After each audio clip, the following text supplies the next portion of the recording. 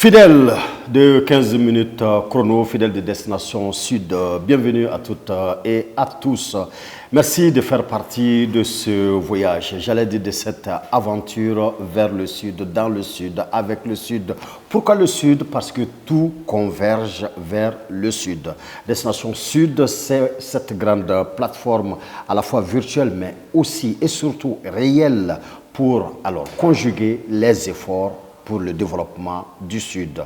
C'est une plateforme que vous trouverez sur les réseaux sociaux en version YouTube, Facebook, TikTok et tant d'autres. Et dans Destination Sud, vous avez votre registre préféré, les 15 minutes chrono, 15 minutes d'échange intense avec notre entrepreneur maison, le Dr Bakary Toumanian, promoteur de Toumagnon's Consulting, Toumagnon's Management Consulting, TMC Consulting, promoteur de EPHSP, École privée de hautes études en santé publique, mais aussi avec son frère et ami promoteur de Destination Sud qui est, on ne cessera de le dire, hein, c'est savant mélange en fait d'agro-business, de tourisme et puis d'hôtellerie.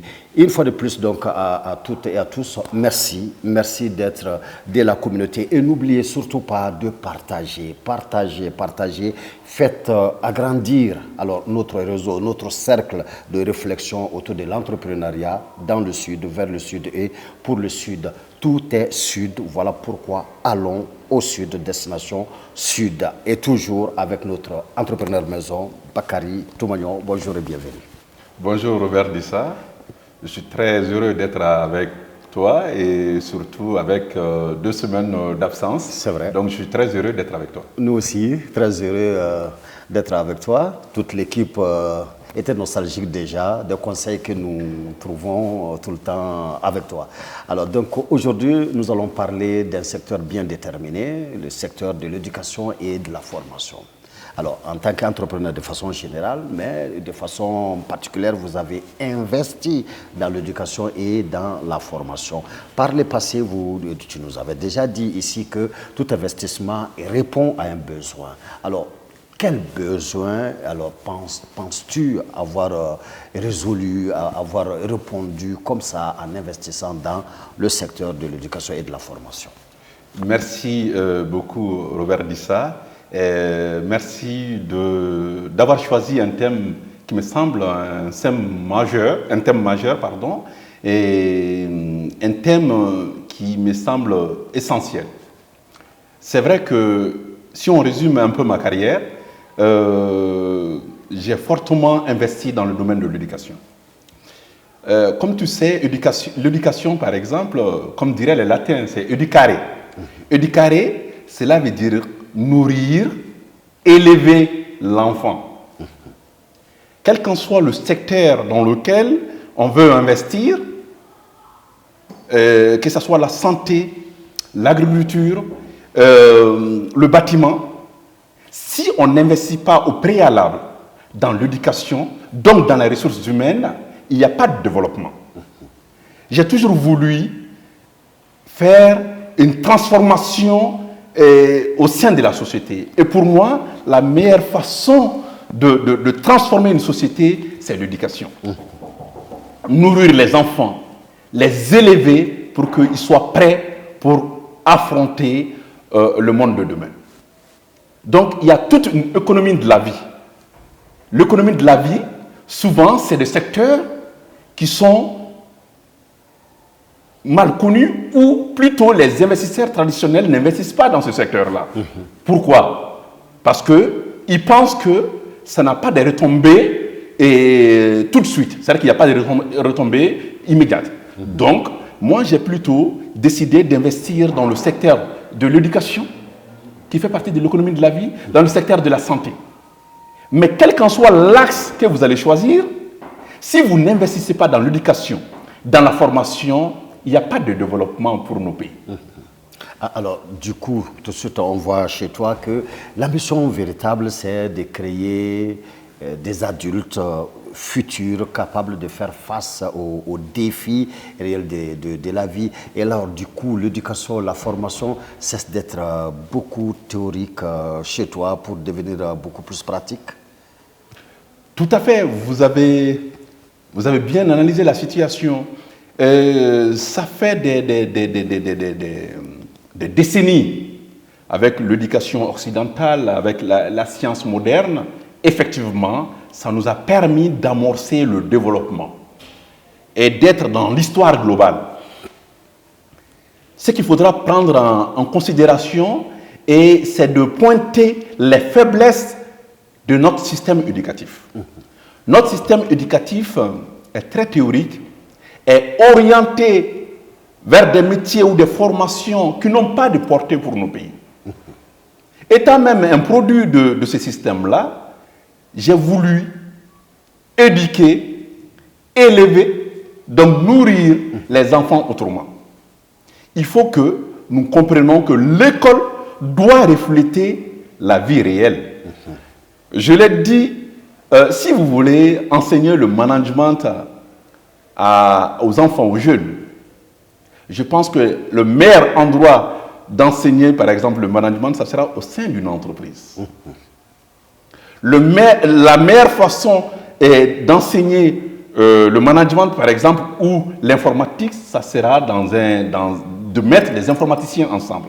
Donc, notre vision au niveau de l'éducation, c'est de permettre à des jeunes d'être en situation réelle, d'être confrontés à des problématiques réelles et de répondre aux besoins réels et aux besoins immédiats de la société.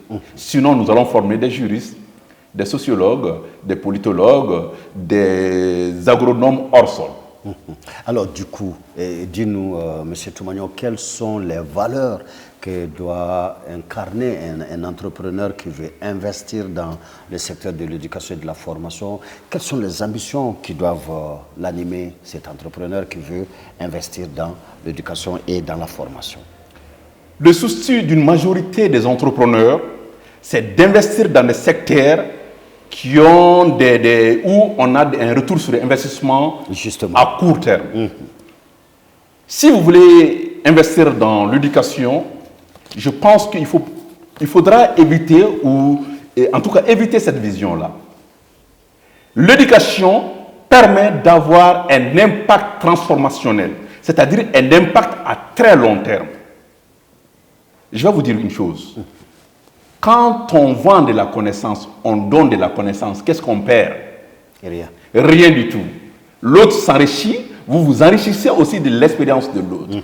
D'accord? Donc, les valeurs qu'il faut incarner dans l'investissement au niveau de l'éducation, c'est de penser au long terme. C'est un investissement à long terme. Ça permet de transformer radicalement un pays. Je vais vous citer un exemple. Prenez la Corée du Sud. Prenez l'État d'Israël. Prenez ces pays qui, au lendemain de la Deuxième Guerre mondiale, étaient au même niveau de développement que nos pays du Sud. Mais ces pays, c'est grâce à l'éducation de la Corée du Sud, prenons la marque Samsung, qui inonde le monde aujourd'hui. Essayez de comprendre l'impact de cette marque-là dans l'économie coréenne. C'est l'éducation qui a permis de faire cela. Donc, si nous voulons sortir, si les pays du Sud veulent avancer, c'est d'investir énormément dans le secteur éducatif. Ce secteur-là est un secteur stratégique pour nos pays. Et c'est là où on va passer de l'économie, je ne sais pas, par exemple des modes de paiement à travers le chéquier. On peut basculer vers la carte de paiement et vers le paiement virtuel. Ça, c'est l'économie de la connaissance. C'est l'économie de la vie qui permet de faire ça. Donc, c'est l'éducation qui nous permet de faire ça. Est-ce que tu trouves que c'est un secteur assez bien protégé par les autorités, par ceux-là même qui interviennent dedans comme entrepreneurs, comme investisseurs? Est-ce que les gens ont le souci de bien protéger le secteur?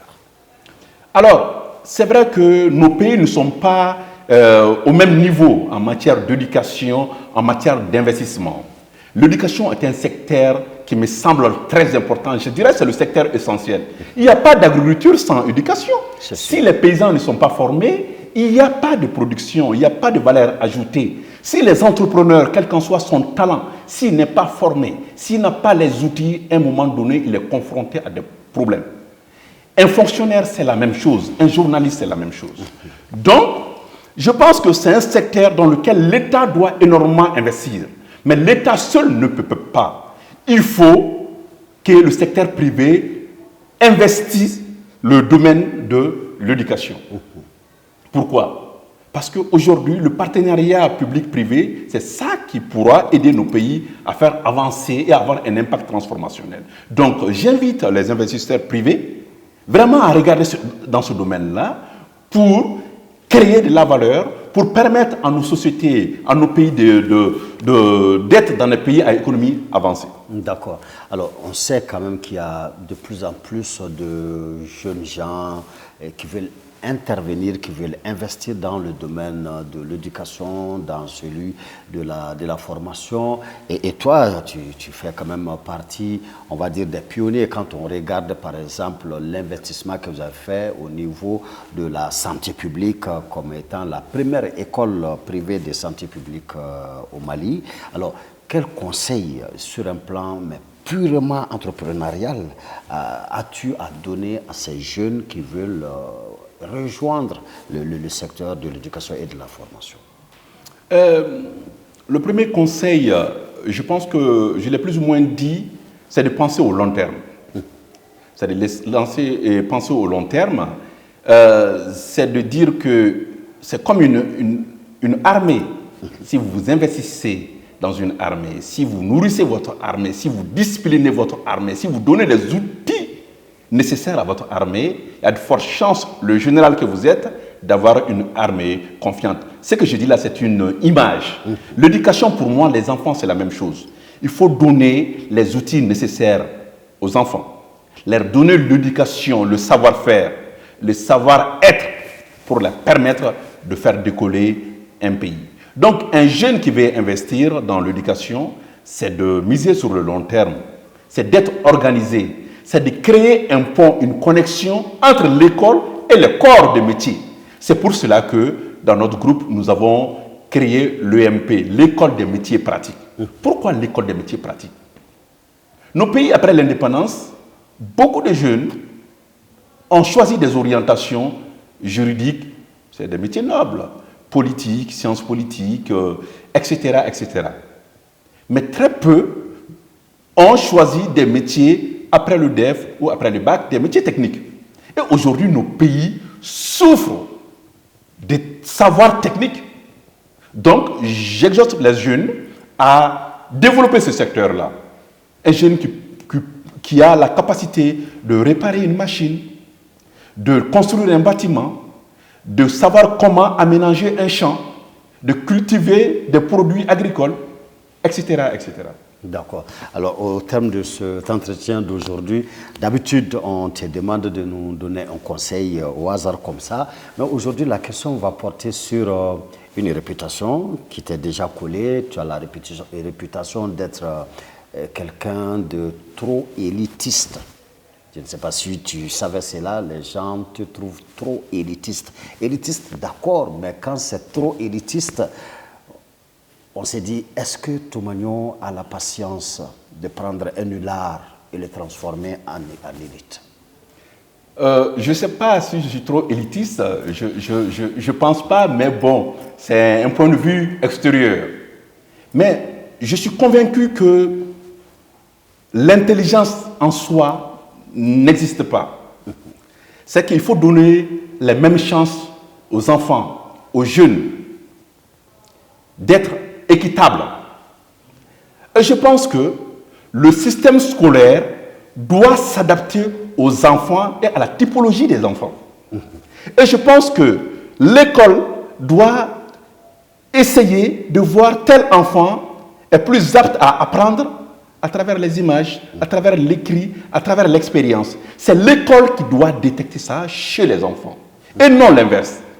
D'accord? L'école ne doit pas rester seulement être un lieu de répétition ou un lieu de sanction. D'accord? Donc, avec cette vision, je reste convaincu que les enfants qu'on considère les plus mauvais dans la classe, nous avons la capacité de les transformer. Et c'est ça que nous essayons de faire. D'ailleurs, l'autre jour, je regardais la note de mes élèves de la première année jusqu'au lycée.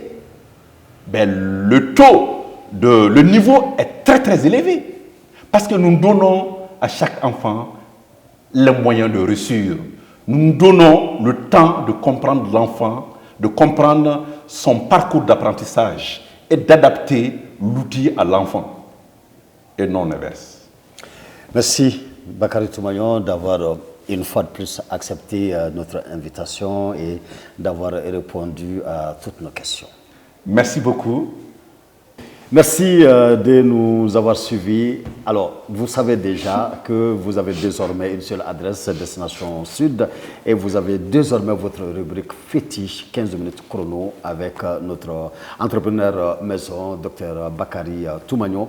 Une fois de plus, mesdames, messieurs, élargissons le concept.